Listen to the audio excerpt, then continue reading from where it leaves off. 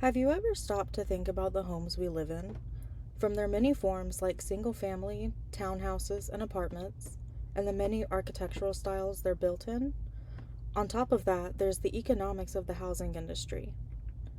The US population is steadily rising, and if we want to successfully house a growing number of people, we need to know about the successes and failures of our past.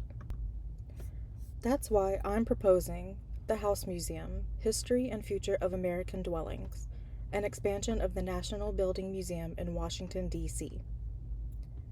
The mission of the National Building Museum is to inspire curiosity about the world we design and build. They educate the public on the impacts of architecture, engineering, landscape architecture, construction, planning, and design. In 2012, the museum debuted an exhibition called House and Home, an immersive gallery experience interpreting the history of the American home through photographs, scale models, objects, and curated films. It would benefit the museum to transform this exhibit into a permanent expansion, allowing historians and curators to detail an even more comprehensive history of the many aspects surrounding the idea of the home. The National Building Museum is situated in the historic Pension Building. At first glance, you would think there's more than enough space to create permanent galleries, right? Wrong. Mainly because much of the space is dedicated to offices, and I doubt anyone wants to give those up. Thankfully, a mere 12-minute walk from the Pension Building sits this, the Webster School Building, owned by the General Services Administration and has sat vacant since the 1980s. Thanks to a bill passed by the House in 2023, the GSA was instructed to sell the building to someone who will actually rehabilitate it for the benefit of the neighborhood. The National Building Museum should jump on this opportunity before we end up with this. Moving on to the expansion itself. There will be 5 permanent galleries, each representing a specific time period of domestic architecture: folk, colonial, romantic and Victorian, eclectic, and modern, and 1 gallery for temporary exhibits.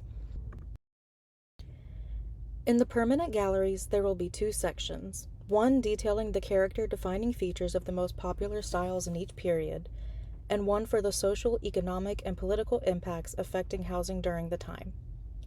Using a floor plan of another school built around the same time as the Webster Building, here is one possible plan for the galleries. One side, highlighted in purple, will be a gallery, with the other side following the same plan. The school has 3 floors, and following this tentative plan, that gives us the perfect amount of space to house 6 galleries. To best highlight the character-defining features, a wall will be constructed in each gallery, acting as a timeline of popular styles throughout the time period, showing how different features have evolved. The wall will be made with reproductions of the materials and can be touched and interacted with by visitors. Additionally, this section will be designed to look like the cabinets of curiosity we all know and love, with authentic materials and elements and reproductions when necessary. The other section will interpret economic impacts throughout history and how they relate to housing, like European occupation, the expansion of the railroad, the invention of carpenters' guides and pattern books, the formation of the first true American architects, the Great Depression, the creation of the Federal Housing Administration in World War II, and increased use of automobiles. Temporary exhibits will go into more detail on topics from the permanent galleries, including urban renewal and examples of failed housing developments, specifically Pruitt-Igoe in St. Louis and the Henry Horner homes in Chicago, and housing discrimination and the government policies that contributed to it.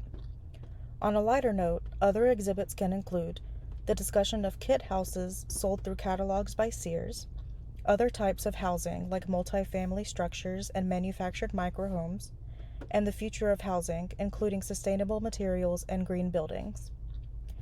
To include the local community, the museum can host an annual competition for artists, requesting submissions that represent the artist's individual ideas of the home.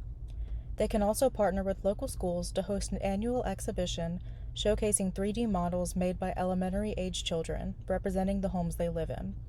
The museum will host an opening reception for the kids and their families to attend. Taking inspiration from the Taking Roots exhibit at the Rear Center, the House Museum will work with immigrants in the local community, interviewing them to learn about the homes they left in their respective countries, their motivations for immigrating, and what form their current homes take. These interviews will be displayed in both text and audio means, alongside photos of the interviewees and their families at home. All of the collections in the permanent galleries are derived directly from the many cultures of the U.S., and it's important to include these stories as a means of representing and extending these cultures that inevitably sustain the museum. Looking at interactivity, I've proposed a game called Design Your Dream Home to be played on a large interactive table. Visitors gather around and tap the screen to open a catalog of building elements drawn to reflect different styles. They can pick and choose their favorites to create any house they want. Once their choices are made, they can tap the screen to finish and reveal a final sketch, which can then be printed as a takeaway item. In regards to public programs, the museum will host a workshop series focusing on historic and contemporary building materials. Attendees will learn the history and use of the material and can then work with or make it themselves. There will be 2 forms of this class, one for adults and one for families with children, and ideally, this series will be adapted for middle and high school field trips. The museum will also host seminars on various topics, including discussions of past, current, and upcoming housing projects with architects, ideas on the future of design and domestic architecture, the history and future of affordable housing and housing inequality, and personal stories from people in the community who have experienced housing discrimination and segregation and homelessness. The global population is constantly growing, meaning a need for more housing. By learning about the successes and failures of housing in the past, this expansion hopes to instill inspiration for how to effectively house a rapidly growing nation.